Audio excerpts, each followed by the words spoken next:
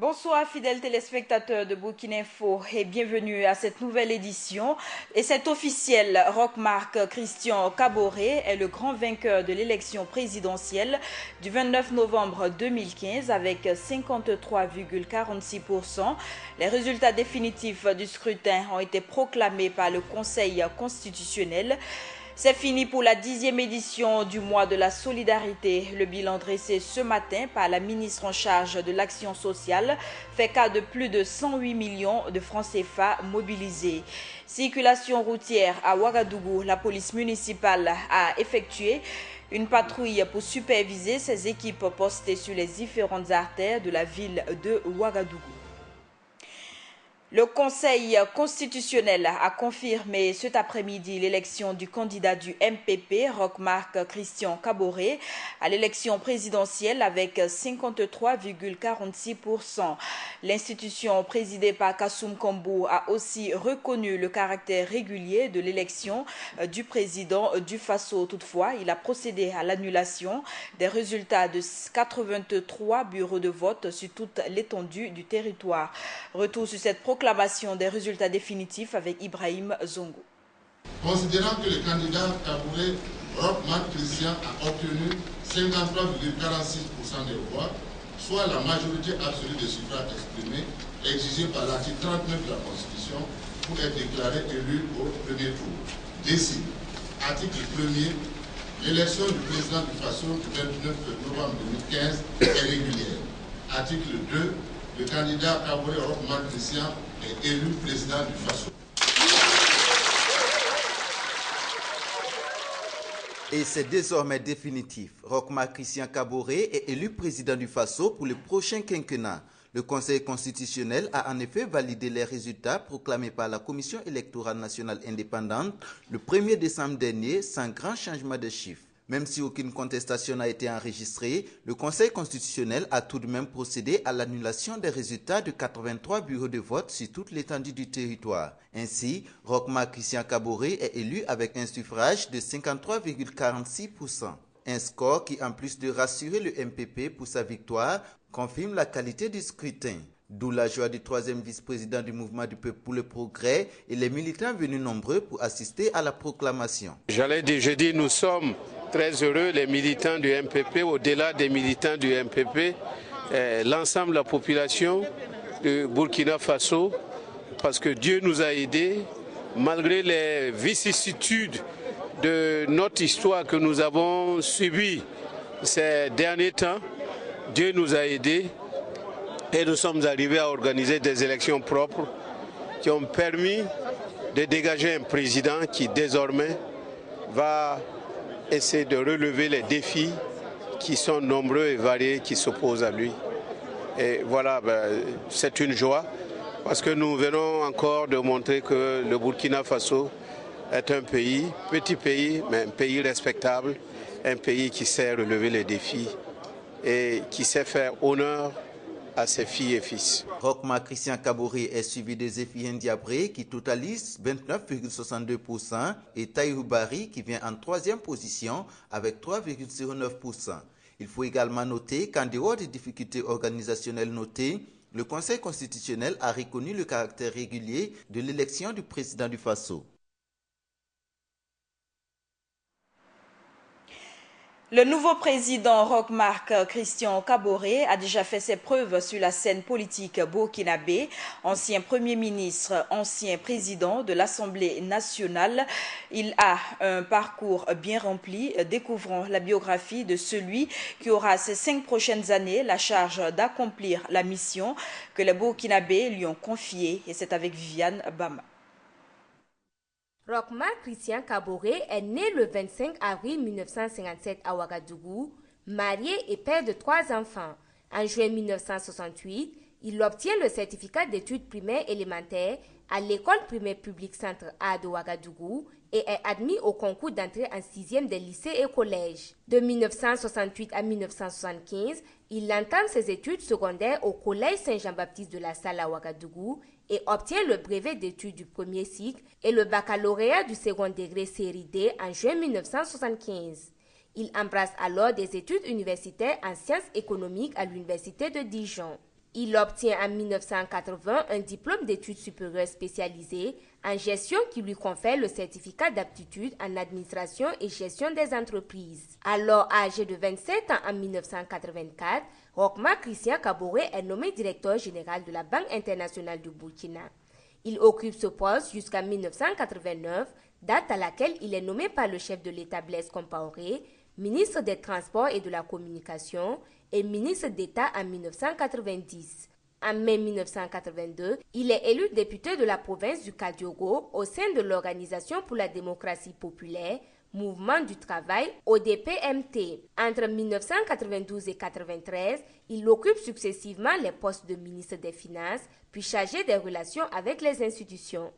Élu pour la première fois député de la province du Kadiogo en 1992, Rochmark Christian Kaboré est réélu en mai 1997 et devient premier vice-président de l'Assemblée nationale. Après avoir occupé d'importants postes au sein du Congrès pour la démocratie et le progrès parti au pouvoir en son temps, Rochmark Christian Kaboré démissionne du parti le 4 janvier 2014 avec Simon Compaoré et Salif Diallo pour créer le Mouvement du peuple pour le progrès MPP dont il prend les rênes. Et des représentants des partis politiques de l'UPC, de l'AGIR et de l'INEPS présents à la proclamation des résultats réagissent ici à la confirmation de la victoire de Rochmark Christian Kaboré, des propos qui ont été recueillis par Ibrahim Zongo. L'UPC ce soir est confiant parce que les résultats donnés par le Conseil constitutionnel correspondent très bien aux résultats que l'UPC a obtenus le soir de la proclamation des résultats avant même la CENI, ce qui a permis à notre candidat Zéphirin Diabré d'aller saluer Marc Christian Kaboré pour sa brillante élection. Et ce soir, nous sommes contents parce que l'institution que représente le Conseil constitutionnel est une institution dans laquelle les Burkinabés ont confiance depuis le début de cette transition. Et cette confiance encore est réitérée ce soir et permet à notre pays d'ouvrir une nouvelle ère sous donc la présidence de Kaboré Marc Christian. Et nous souhaitons que Dieu l'accompagne afin qu'il contribue, comme il a dit, au bonheur de tous les Burkinabés. Il faut féliciter le président élu, il faut féliciter également tous les candidats, tous les peuples burkinabés pour l'exemplarité dont ce peuple a su faire preuve encore une fois. Nous sommes satisfaits. Désormais, un des fils du Burkina Faso va présider aux destinées de ce pays-là. Ce fils-là a été choisi parmi 14. Il s'appelle Rochmark Christian Kaboré. Il devient le président de tous les Burkinabés. Nous nous souhaitons d'être ce rassembleur qui va permettre à ce peuple de se retrouver et de démarrer ensemble un processus qui va nous amener vers le développement. En tout cas, souhaitons plein succès au président Kaboré. Souhaitons également que la paix et la sérénité qui a prévalu pendant ces élections continuent démarrent au Burkina Faso pour le bonheur du peuple burkinabé. Nous pensons que la démocratie gagne, mais au-delà même de cette démocratie, c'est le peuple burkinabé qui sort vainqueur parce que c'est comme noté, c'est la toute première fois qu'une élection se déroule de cette manière où les candidats perdants partent féliciter le candidat gagnant. C'est la chose la plus sollicitée lorsque vous partez à une compétition, que vous-même en perdant, vous puissiez être d'accord avec cette perte, mais surtout aller féliciter celui qui a réussi pour qu'il puisse avoir toute la caution nécessaire pour entamer en tout cas ce qu'il a eu à faire comme promesse. Et avant même la confirmation des résultats par le Conseil constitutionnel, le cadre de concertation des partis politiques ex-EFOP a félicité le président Rochmark Christian Kaboré pour son élection à la présidence du Faso. Dans un message, les acteurs politiques ont aussi salué tous les candidats à l'élection présidentielle pour leur sens de la responsabilité et leur amour de la mère patrie. Le cadre de concertation des partis politiques qui a tenu à rendre un hommage mérité au président de la transition Michel Kafando, au gouvernement et aux autres organes de la transition pour leur dévouement dans l'accomplissement de leur mission. La France et la Belgique se disent prêtes à coopérer avec le nouveau président Rochmark Christian Kaboré. Tour à tour, les diplomates de ces deux pays ont été reçus ce matin. L'ambassadeur Gilles Thibault, en messager du président Hollande, a remis à Rochmark Christian Kaboré un courrier de la part du président français. Le point de cette audience avec Samba Kassile Traoré. C'est pour des raisons quasi différentes que des représentants diplomatiques ont été reçus ce mardi 15 décembre par le président fraîchement élu, Roch Marc Christian Kaboré. Pour l'ambassadeur de la France au Burkina Faso, c'est la remise d'un courrier du président français qui justifie sa présence. Une visite d'amitié, le président Kafondo et le président Hollande se sont parlé le lendemain de l'élection du président Kaboré, mais j'avais aussi une lettre à lui remettre. Il avait déjà eu, mais je lui donnais la version papier. C'est une lettre évidemment importante puisqu'elle réaffirme la profondeur des liens qui unissent nos deux pays. Le président Hollande rappelle la qualité du processus électoral qui a conduit à une élection incontestable, et puis elle trace également dans cette lettre des pistes de coopération. Quant à l'ambassadeur du Royaume de Belgique, il dit être venu informer le président Kaboré du renouvellement de la coopération entre son pays et le Burkina Faso. L'annonce qui a déjà été faite il y a quelques semaines, mais pour confirmer vis-à-vis du nouveau responsable du pays, le fait que la Belgique, le Royaume de Belgique reprend sa coopération bilatérale avec ce pays. Après une interruption de, je pense, une quinzaine d'années. Donc, vu le processus de démocratisation, la Belgique a jugé opportun de prendre le Burkina Faso à nouveau dans sa liste de pays privilégiés pour un partenariat de coopération au développement. Outre les ambassadeurs de la France et du Royaume de Belgique, le résident du PNUD a également été reçu par le président Kaboré. Selon Pascal Carorero, le système des Nations Unies se dit disponible à accompagner le futur gouvernement pour la mise en œuvre du programme national de développement économique et social. Plus de 108 millions de francs CFA ont été mobilisés cette année durant la 10e édition du mois de la solidarité, soit un taux de mobilisation de recettes de 182%. C'est le bilan établi au terme de cette opération par la ministre de l'Action sociale, Angéline Zan-Yelemou. Elle a également dévoilé les couleurs de la 11e édition du mois de la solidarité. Cheikh Omar Bandaogo, reportage. Fini la 10e édition du mois de la solidarité, place maintenant à la 11e édition. En prélude à l'ouverture officielle de cette édition qui aura lieu le 17 septembre 2015, la ministre de l'Action sociale et de la solidarité nationale était face aux hommes de médias dans l'après-midi de ce 15 décembre, d'abord pour faire le bilan de l'édition passée. Au cours de cette édition, l'activité de collecte des fonds a permis de mobiliser des contributeurs internes et externes la somme de 108 977 107 francs CFA à la date du 15 décembre 2015, soit un taux de mobilisation de recettes de 182%.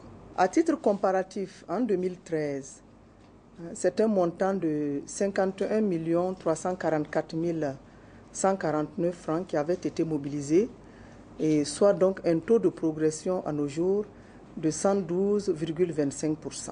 En sa séance du 29 juillet 2015, le Conseil des ministres a décidé d'accorder 60 millions de francs CFA à la prise en charge des victimes de l'insurrection et le reste aux cibles traditionnelles du ministère. Ensuite, pour faire l'annonce de la 11e édition qui aura lieu sous le thème « Contribution de la solidarité nationale à la résilience des communautés ». Pour cette édition, le ministère en charge de la solidarité nationale s'est fixé pour objectif de mobiliser avec la contribution des communautés, donc des ressources matérielles et financières à hauteur de 50 millions de francs CFA au profit des personnes et groupes vulnérables et ou défavorisés. Mener des activités de renforcement des capacités des communautés pour faire face aux détresses humaines lors des catastrophes et des crises. C'est d'apporter un appui matériel en termes d'outils, de vivres, à au moins 4 500 personnes et groupes vulnérables et ou défavorisés. En rappel, la cérémonie de lancement des activités de la présente édition du mois de la solidarité aura lieu le 17 septembre prochain en présence du Premier ministre, ce qui ouvrira la voie à une longue période de collecte de fonds. Une longue période qui amène les responsables du ministère à penser à changer la dénomination du mois de la solidarité en campagne de la solidarité. Réunis ce matin, les acteurs du ministère de l'administration territoriale et de la décentralisation vont procéder à l'examen de 21 protocoles pour permettre la facilitation du processus de décentralisation. Pour le ministre en charge de l'administration territoriale, Youssouf Ouattara, ces protocoles préciseront les rôles et les responsabilités des différents acteurs intervenant dans ce transfert de compétences et les ressources dans la mise en œuvre de la décentralisation. Poursuivons cette édition, encore cette épineuse question de l'implication des chefs traditionnels en politique au Burkina Faso, afin de circonscrire les leaders religieux et coutumiers à leur rôle de garant de la transition et des valeurs culturelles. L'Observatoire des valeurs culturelles et des élections recommande l'adoption d'un code d'éthique des chefs coutumiers et religieux. Le président de l'Observatoire et des analystes des questions politiques réagissent sur la question dans ce reportage signé Viviane Bama. Garant de la paix et de la cohésion sociale, il n'est plus rare de voir de nos jours des chefs coutumiers, leaders de partis politiques. Des postes, même s'ils sont importants, sont à même de jouer sur la cohésion sociale. L'Observatoire des valeurs culturelles et des élections, OVCE, organisation réunissant plusieurs chefs coutumiers et traditionnels, après réflexion, propose la mise en place d'un code d'éthique des chefs coutumiers et religieux, ce afin de leur donner un rôle de gardien de la paix sociale sur la scène politique. Nous avons vu que le fait que certains chefs se mettent à la pointe de la politique amène dans leur quartier ou dans leur région des divisions. Un chef qui prend parti se voit une autre partie de la population, même si elle ne manifeste pas, à hésiter à venir encore chez les chefs dans un village ou dans un quartier. Et il vaut mieux reconnaître cela et pendant une période transitoire, peut-être laisser ceux qui sont déjà engagés terminer leur mandat. Et après, s'il y a un code d'éthique qui est pris et que les chefs décident, par exemple, que tous les chefs ne doivent pas faire la politique, celui qui veut faire la politique, qu'il se désengage, comme au niveau de l'armée, par exemple. Auteur de l'ouvrage « La démocratie et la chefocratie », pour le professeur Albert Ouedraogo, un statut des chefs coutumiers les mettrait à l'abri de l'instrumentalisation politique. Parce qu'en réalité, quand vous les voyez dans les meetings, c'est de l'instrumentalisation. Ce n'est pas parce que les gens aiment les chefs, c'est parce qu'ils veulent que les chefs leur attirent des électeurs. Un point, un trait. Donc c'est pourquoi nous devrions avoir le courage de créer un statut pour les chefs comme cela existe au Ghana, pour que justement les statuts soient relativement clairs et précis. Les chefs seront désormais disqualifiés pour faire de la politique partisane, mais on les reconnaîtrait dans leur rôle de citoyens et de rassembleurs. Toutefois, l'instauration d'un code d'éthique est bien faisable si on prend en compte les différentes implications. Je pense qu'il faut aller au-delà de ce code-là vers une loi, mais il faut prendre le temps de réfléchir sur les conséquences que cela peut avoir, les implications que ça va avoir. Parce qu'une des implications, c'est quoi? Quand vous conférez un statut à un groupe, il va falloir déterminer des avantages. Parce qu'il y a une contrepartie qu'il faut, notamment financière, qu'il faut envisager. Ce code d'éthique en quoi de nombreux acteurs viendraient rompre les liens de la politisation de la chefferie coutumière. Les regards sont désormais tournés vers le nouveau gouvernement pour la définition juridique et claire du statut des chefs coutumiers. Rapprocher le justiciable du justicier, ce sera bientôt une réalité au Burkina Faso. Un centre d'appel juridique intitulé « Allo Juriste » sera mis en place très prochainement afin de permettre aux populations d'être en contact permanent avec un conseiller juridique pour une orientation appropriée. L'innovation a été dévoilée ce matin en présence de notre reporter Ibrahim Zongo. Bientôt un centre où les citoyens burkinabés pourraient aller s'informer sur les questions juridico-judiciaires. Le centre d'appel juridique, premier du genre au Faso, intitulé Allo Juriste, vise à permettre aux justiciables d'être en contact permanent avec un conseiller juridique en vue de les orienter vers la direction appropriée. Cela consistait en fait à permettre à des justiciables d'appeler à travers un numéro un conseiller juridique en ligne qui peut donner des orientations préliminaires, qui permet d'avoir déjà une situation de son cas et avant qu'on lui permette en fait d'avoir accès au cabinet et pour la suite de la procédure, qui peut lui donner droit à un avocat, un notaire ou un huissier qui va lui donner. Une mission de la police nationale a effectué ce matin une sortie de terrain pour superviser ces différentes équipes postées sur les artères de la ville de Ouagadougou, et c'était en présence de Hassan Nakro. Une mission de la police municipale a fait une sortie ce mardi 15 décembre 2015 pour visiter ses équipes postées sur les différentes artères de la ville de Ouagadougou. La première équipe avait pour mission de contrôler les cyclistes et motocyclistes qui roulent sur la chaussée, comme l'indique l'assistant de police municipale Adama Pantaba. Vous voyez bien que c'est une voie catégorisée. Ça veut dire que vous avez la chaussée et la bande cyclable. Alors il y a des gros malins comme ça qui sont sur des mobylettes dont le cylindrée ne vaut pas les 125 cm3 autorisés pour circuler sur la chaussée, mais ils y circulent quand même. Alors ces policiers qui sont là sont en train d'interpeller ces gens-là qui sont en porte-à-faux avec le code de la circulation routière. Donc nous appelons ça le non-respect de la bande cyclable. La seconde équipe visitée se trouvait sur la voie Ouaga Inter et veillait au strict respect du sens interdit. Des gens, des gros malins, qui viennent, qui passent devant la douane et qui prennent le sens interdit. Ça c'est une voie à double sens, mais chaque sens est un sens unique. Alors ils vont prendre le sens unique là, au risque de se faire écraser par un camion ou affronter un autre motocycliste pour pouvoir contourner tout juste à côté et aller à Kalgonde. Ça c'est une gymnastique qui est très dangereuse parce que j'ai toujours dit aux gens, en matière de circulation routière, le raccourci c'est le chemin le plus court pour toujours se retrouver à la mort. La troisième équipe contrôlait l'excès de vitesse avec un appareil de haute technologie nouvellement acquis par la police municipale. Il se trouve que la police municipale de Ouagadougou vient d'acquérir un nouveau matériel de contrôle de vitesse. C'est la dernière génération des flasheurs et il prend toujours deux photos. Une photo de vue d'ensemble du véhicule et une photo du conducteur. Dans ce cas, ça va arrêter ce qu'on avait depuis près de 5 ans avec les sinomètres manuels où les gens avaient toujours l'art de contester. Sur l'avenue Bassawarga, où se trouvait la quatrième équipe, il s'agissait de l'enlèvement et de mise en fourrière des véhicules qui occupaient anarchiquement les pavés de l'avenue. Quant aux contraventions liées aux différentes infractions, l'inspecteur de police Sylvestre Ndo souligne qu'elles dépendent du degré de la faute commise. Concernant les sanctions, ce sont des contraventions de simple police qui va de 3 000 francs jusqu'à 25 000. Ainsi, la police municipale invite les citoyens à plus de respect des consignes de sécurité routière, mais aussi à l'occupation des espaces publics afin de ne pas troubler la quiétude des citoyens. Et le 4e forum Africalia 2016, organisé par la Chambre de commerce et de l'industrie, réunira du 24 au 26 février prochain près de 4000 entreprises. Les organisateurs ont initié ce matin une rencontre d'information avec les acteurs des médias sur les différentes activités au programme. Des détails avec Philippe Ada. Le rendez-vous des hommes d'affaires du monde dénommé Africalia se tiendra du 24 au 26 février 2016.